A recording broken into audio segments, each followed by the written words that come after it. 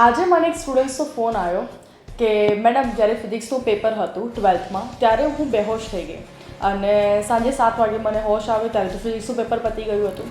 કેમિસ્ટ્રીના પેપરની મેં પ્રિપેરેશન કરી છે પણ મને હવે યાદ નથી રહેતું કારણ કે ગભરામણ એટલી બધી થઈ ગઈ છે કે મારું એક પેપર ઓલરેડી સ્કીપ થઈ ગયું છે. તો મને એવું લાગે છે કે આ કન્ડિશનમાં મારે છે ને 1 વર્ષનો ગેપ લેવો જોઈએ અને નેક્સ્ટ યર ફરીથી એક્ઝામ આપવી જોઈએ. ઘણા બધા સ્ટુડન્ટ્સે કદાચ આ સિનારીઓ થતો હશે કે વાંચ્યું છે, યાદ નથી રહેતું અને એક્ઝામ આપવા જઉં છું તો પ્રોપર એક્ઝામ નથી અપાઈ રહી. તો આ કન્ડિશનમાં મારે શું કરવું જોઈએ? 1 વર્ષ બેસીને ફરીથી પ્રિપેરેશન કરવી જોઈએ?